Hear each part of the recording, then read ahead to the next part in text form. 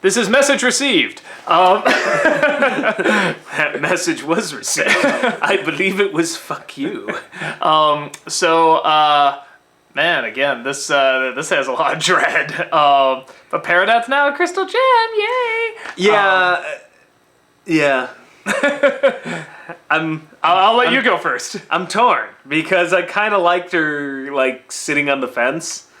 Because she was throughout most of the episode. I hope this isn't a softer, nicer Peridot. I hope she still maintains her personality. They'll still have her shout. Yeah, that's my only criticism or my only worry is that I liked Peridot because she's this outsider who is always just grumpy as fuck.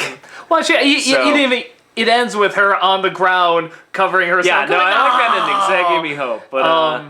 But yeah, they did a maiden switch. I wasn't entirely sure. I was like, oh, maybe she's just betraying them, and no, she takes that yellow D down. I thought it would be at least like 2 more episodes that she would come back. Because when you see her with the diamond, she's like, I'm going to contact Yellow Diamond. I'm going to get in contact. I'm going to tell her what's going on, everything. I mean, it's one of those things I'm like, okay, so she's going to be doing this. Eventually she'll come back, but it'll be like 2 or 3 episodes. I like, by the way, the same episode. How epic this whole crystal gem-like world is and these giant beings. And like it feels like mythic and legendary. And yet when they talk, it's like some inane bureaucracy. Just like, state your name.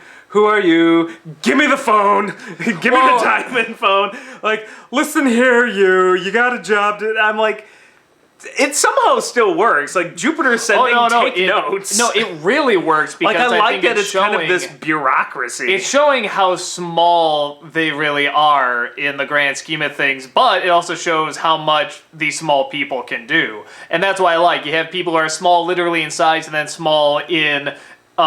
Even their the stamina. smallest of beings can affect the outcome, Frodo. Well, I really love those stories. I really do. I like it when they're done well. I like it when they really show a legitimate threat.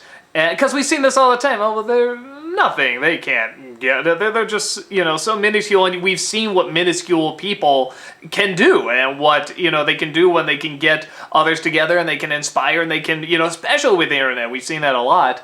So I still love stories like that. That's why I still watch Game of Thrones, because all like the strategy and everything, I'm like, I don't give a shit. What's going on with Tyrion? What's going on with Arya? What's going on with Daenerys? Like those are, and I always forget the female knight, wherever she is. Those are all like the underdogs, the outsiders that said, fuck you, and I'm gonna do something awesome. And they're always doing something Whatever, awesome. dude. We all know Stannis is gonna win. So it is no. So, yeah, I thought there was a good feeling of dread here, a good, sort of not entirely knowing what she's going to do, but is it strange to say there is a part of me that just, I don't want to see it with Peridot, but just with something I want to see where it's like, you don't know what side they're going to turn, and then they turn to bad, and they never come back. I so rarely see it. The only time I've ever seen that... That doesn't sell movie tickets! No, the only time I've ever seen that... Or get good ratings! It was a later Simpsons episode where Marge takes like this criminal that's trying to rehabilitate himself and be better, and he's just, you don't know it yet, but he's constantly lying to her saying he wants to get better, and then he'll just go like light a fire or something, and she'll be at the very end, she's like, you said you were gonna try and change everything. He says, Marge, I'm not gonna lie, I did not set that fire. I saw you set that fire! Marge, I'm not gonna lie. Oh! It just sends him off. And it's one of those things where it's like, as tough as a lesson as that is, it's one of those things where it's like, I think there is good in everybody and everybody can change, but the likelihood of... Sometimes people are just fucked up. Well, no, the likelihood of they when they're going to change, change... that doesn't mean they're going to. Yeah. Just because you can do something doesn't mean that they're going to do something. I think everyone has their amount of time that they can change, whether they're good or bad. Is there enough time in this lifespan?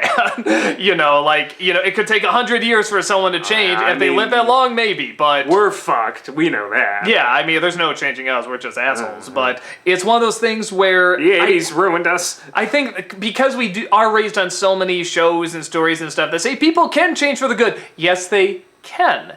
They don't always, and people watching at home, I think everyone has had to go through an experience where you've had to take somebody really close and be like, I will say, look, you're not the same person. I feel like I see that lesson way more in foreign films and anime. I feel Is there a lot of just... It's not that there's a lot in anime, but I feel like I've seen it more, where it's just like, oh no, there's gonna be an asshole. Like, oh, you thought it was gonna be good? Nope, fuck you. Like, I feel like I've seen that more in that realm. You're right, I don't see it as much in American television. Or if they do change, they usually come back. Eventually, even if it's like, I think of like Zuko in Avatar. Like, he did change back, but then like it took a pretty much half a season for him to come back. So it's one of those things where it's like, it's a hard lesson. I think it's an important lesson, honestly. And teach children not to trust anyone. Well, see, that's the hard part, is that it's experience. It's going to be different for everybody. And some people have an incredible tolerance and incredible patience and can see that good and can get that good out of people that nobody else can. But it's like... Quasimodo, the world is cruel, the world is wicked. But you know what I'm talking about. Everyone is going to have someone that they cannot change over, that they cannot bring back. Doug's Happy Show Fun Hour, folks. If you would like to see this show. No, I think it's healthy to know that it's like, just because you couldn't doesn't mean A, somebody else can't. Hey, kids, remember, true evil exists. Shut the fuck up! Just because you can't change somebody over doesn't mean A, somebody else can, and B, that... See, you made me forget my B. For all of my ranting, I actually would totally watch that show. That'd be fucking amazing. No, I think it's something where just because you can doesn't mean somebody else can't possibly win it back, and it doesn't mean it's going to be done in the amount of time that, you're going to be alive. It's one of those things where it's like, there is good in everybody, but that doesn't mean you're always going to get to it. Yeah, we're all sinners and we're all doomed. I think... Moving on. No, it's healthy to know when... It's healthy to know exactly when to do that. When to move on, and how much is this person taking more from you than you're giving to them, if that makes sense. It does. So, okay. I just don't know how you make a kid show aimed at 7-year-olds. Bullshit, it's not just 7-year-olds. You know it's not. Okay, 7 to 37. There you go. But I really thought... like, Yellow Diamond was legitimately intimidating, and I love that. I love how big she is. I love the way she's... I love that. You saw her profile. She would only glance over to look at you. I love that. Very snooty and definitely intimidating, but in that bitchy boss sort of way. Just like, I am your superior, do what I say, or I'll fire your ass. But there's also this sense, like, especially when you see how Peridot is, cowering before her, and she's not even in the same room, but she's just cowering before this giant, and you see how big she is, because you know how big Pearl is, and there's another Pearl there. Apparently they don't know every single Pearl. I thought that was funny. I felt like there was something racial there. Like, yeah, I kind of felt that too. We all don't look alike. We all don't know each other. But... yeah, it was something where when she did get legitimately angry, it was, like you just feel like she can wipe out this planet, or she can bring a war, she can do something, because I like that she has not only the size, because, was it Jasper was the one that came down that was also huge, and then got, she's at the bottom of the ocean now, or whatever. Was that the name of it? Was it Jasper? Is that her name? The giant yellow one that came down, the first big battle, or whatever? Whoever it was, that was a while ago. Well, she had the size, but she's a brute, she's a thug, she's a bully. Where I think with this one, there's just this intimidation, there's just this cloud about her that's just like, no, you are beneath me. I could snap you. Real people with power don't shout. That's always the line that people. I feel like it's the Emperor from Return of the Jedi, not the Emperor from the prequels. That was stupid. But the Emperor from Return of the Jedi, where you just had this feeling of immense power. Like, he didn't need to do it. Yeah, and he was so frail, he just sat in that chair, but you just felt like if he just wanted to be, you die. Yeah. Which is kind of how it went down. At the very end, he starts throwing out the lightning. Yeah, he just points his fingers, and it's like, ah! They're fighting with lightsabers. He's like, fuck this. Yeah. So, I thought that was, I think that's a good, legitimate threat, and even though we've barely seen her, we don't know much about the way people react to her, and just the few choice lines and the way she's drawn and the expressions and the voice acting. I thought that this is a good threat. Here's another important lesson for kids besides don't trust anyone, and we all have a deep dark sitting past. I want this show to happen. Doug's happy fun hour. It'll be like Sean Penn's happy fun hour. The other thing is always have a backup plan, because she went into this thinking this was gonna work, and she didn't prepare herself emotionally. Well, I think that's part of her problem. She thinks logic rules, but she makes the most illogical mistake ever, which is, you know what? I ain't blown up shit, and you suck. And I just told you that, so now we can't stall for time. You're gonna come and kick all our asses, and what the fuck did I just do? Yeah, well, she even says we, you know. Yeah, she could have just, like, lied and been like, oh yeah, sure, I'll get on that, turn it off, and be like, okay, well, but our ship is coming in. I mean, that was the thing, is that... I feel like you just... Yeah, but I feel like you've lost precious stalling...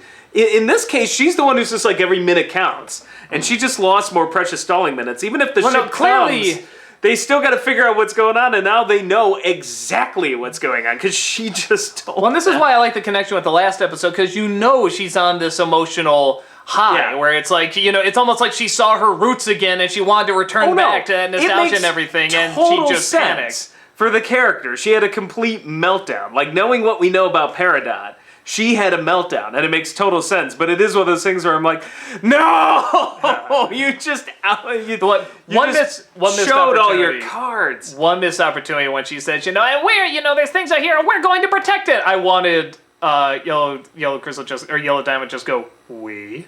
I wanted that moment. No, I mean, just for all of them to be like, you know, crap, like, we just totally outed there's more. That would have been great. Then Garnet's just like, ugh. Yeah. I also really like the joke about the detonator. Just, somebody take this one, it'll probably explode. And then she just falls on the ground, not caring what's going to happen. Them just tossing it back and forth and hitting into the air. I love them hugging her and being like, you're going to be a crystal gem, just... So... Yeah, it's good episode. Good episode. Curious where it's gonna go, and we're on to. Oh, and the animation we should mention. Yes, a lot of the expression. I love the robot running. The Ammacopter. Yeah, that's right. Or the Heliphist, or whatever the hell that was one of the most hilariously amazing things I've seen in this show. Not since Dogcopter. Not since Dog. You know what? I fucking like this better than Dogcopter. So I said it. It's better than Dogcopter. Even for Steven Universe, I was like, "Well, this animation is getting really wacky." Yeah. No, I love that. The way the robot moved, the expressions again are wonderful in this one. Oh, the whole car lock thing. It's like, I was just thinking of that. For we have the technology of safety lock. Oh! Yeah, I love her reaction. Oh no! And then she's like, how could you cage the awkward but lovable Peridot? It's like, even she's acknowledging, like, you know, her quirky character. All those were good too. We focused on the ending, but I forgot there was a lot of good bits in the beginning. Yeah. I love it when she's in the car and they shadow her and all you see are the eyes. And again, it's like, technically that makes no sense. You wouldn't be able to see the eyes if all shadow and stuff. But I love, again, that's great about animation. You can do that and it can just set the mood so much better and add so much more to a character. It is now. Yes.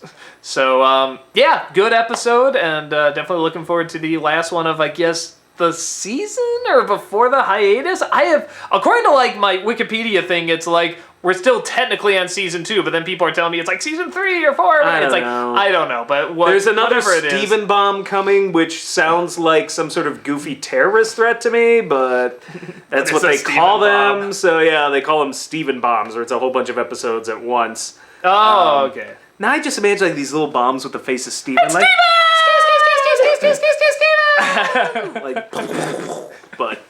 Steven! So, yeah, looking forward to it, and we will see you at the last one before the Steven bomb. Later. Glare.